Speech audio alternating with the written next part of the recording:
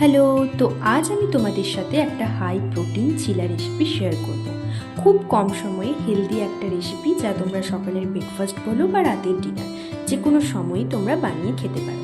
প্রথমেই দেখো, আমি 100 গ্রাম সবুজ মুগ ডাল ভিজিয়ে রেখে দিয়েছিলাম। ভেজানোর পর বেশ ভালো মতো ফুলেও উঠেছে। তো এবার আমি একটা মিক্সচার জারের মধ্যে এই মুগ ডাল, সাথে 3 থেকে 4 কোয়া রসুন আর 1 থেকে 2টো লঙ্কা আর ধনেপাতা দিয়ে এটার একটা পেস্ট তৈরি করে নেব। তো আমি কিছু সবজি কেটে নিয়েছিলাম, যেমন ধরো গাজর আর ক্যাপসিকামটা গ্রেট করে নিয়েছিলাম, আর পেঁয়াজটা একটু কুচি কুচি করে কেটে নিয়েছি। এবার আমি ওই মুগ ডাল পেস্টটার মধ্যে সবজিগুলো দিয়ে, সাথে নুন আর জিরে গুঁড়ো দিয়ে সবগুলো ভালো করে মিশিয়ে নিলাম।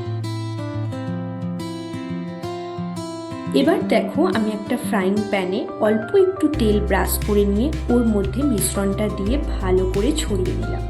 তো কিছুক্ষণ তোমরা ওটাকে রেখে দেবে, যতক্ষণ না চারপাশটা একটু উঠে আসবে। উঠে এলে এপিট ওপিট ভালো মতো রান্না করে এবার দেখো তুলে নেবে। এইভাবে সবকটা চিলা আমি আস্তে আস্তে রেডি করে নিলাম। এখন আমি রায়তার জন্য একটা বোলে দই নিয়ে নিয়েছি।